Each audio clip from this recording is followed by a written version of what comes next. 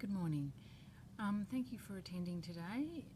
I've asked you all to attend so that we can have a look at the changes to government procurement. In particular, we're focusing on procurement between the 50,000 and 250,000 GST inclusive bracket. Part of the reason why I've asked you along today is we need to provide, as an agency, a streamlined, systematic approach to how the procurement is undertaken. And of particular concern for me at this point in time is the recording and reporting on this procurement. On the 2nd of May 2016, the State Supply Commission amended some policies and guidelines, and they came into effect on that date. The intent of the changes is to assist agencies to build greater procurement independence. The main policies that were affected were the open and effective communication, the procurement planning, evaluation reports and contract management, and common use arrangements. So, keeping in mind they're GST inclusive, the first threshold is 0 to 50,000. Public authorities or agencies are now able to determine the appropriate procurement method within that bracket. So DES is looking at that, and we'll put something in place for that bracket. The 50 to 250,000 bracket, agencies are required to request and receive quotations in writing, and by quotations it says quotations, so that general understanding would be that you would provide 2 to 3 quotations if at all possible. The 250,000 and above bracket is now open tender and has to be done through the Department of Finance, and it'll go out as an open tender. Along with moving to the new thresholds, we now have a partial exemption to procure up to 250,000. That's what has been delegated to our agency.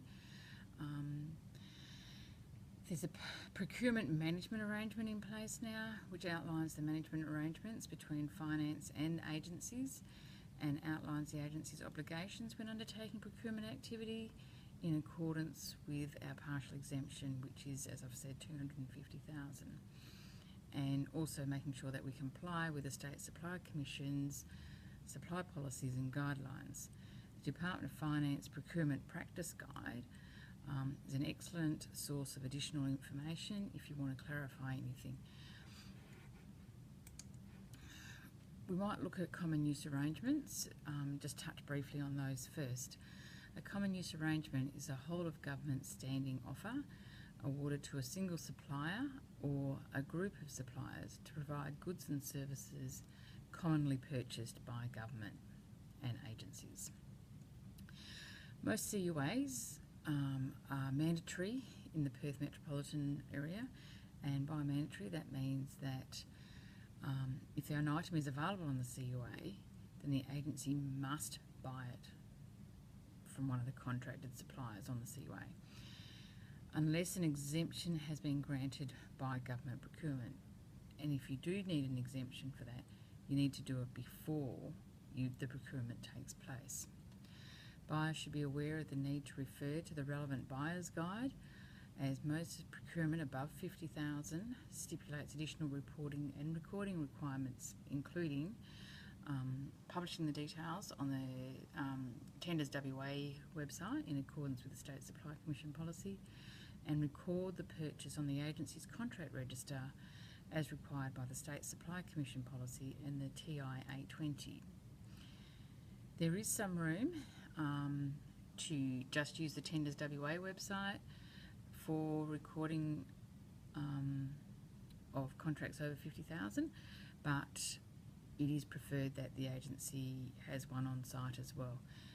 And that allows for additional information that can be placed in that register, including how the contract is being managed on an ongoing basis. recording and reporting requirements. Immediately your contract is approved, it becomes the contract manager's responsibility to complete the following steps. So you need to contact the records department within our agency and have the contract registered, and a contract management file, both hard copy and electronic, will be established. Records will do that for you. Records will place a checklist inside the front cover of the hard copy file. As a contract manager, it is your responsibility to tick off and sign off on this checklist.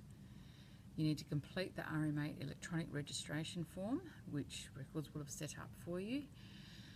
You need to ensure that all documentation is electronically filed to the contract file. You need to place any signed documentation in the hard copy file. You need to complete the departmental contract register and complete the contracts exemption register. And these are just some of the internal recording and reporting requirements that the agency, and the agency must also report to Tenders WA. On top of that, you need to comply with all the internal structures that we already have in place for any procurement, and that is, signed approval, purchase order numbers, etc., etc.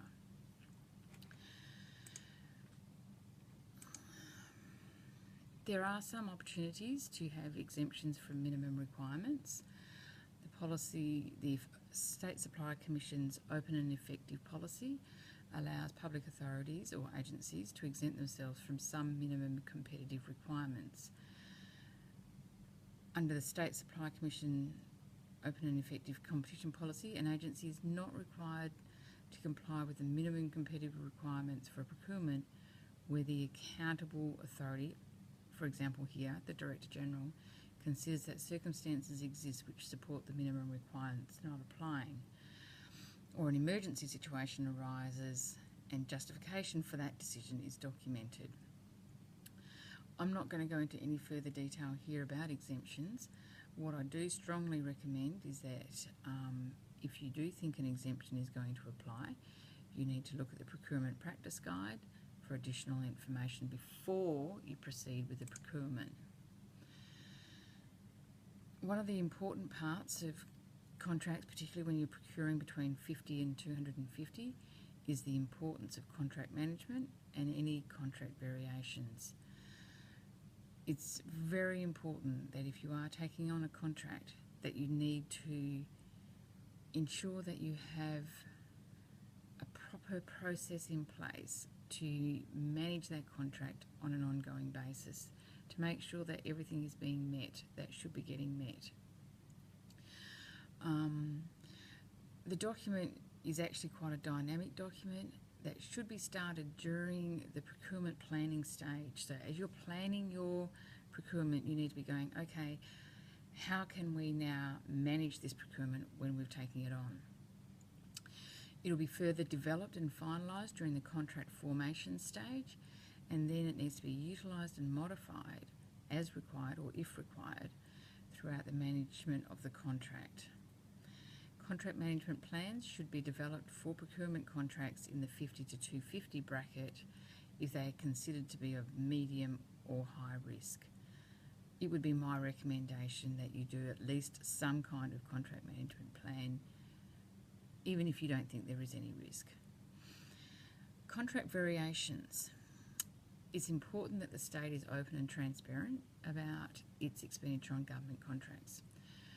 Where a contract varies either through a single variation or a number of variations that leads to a price increase of $50,000 or more above the original contract value recorded on Tenders WA, so that would be when it was first initiated and approved,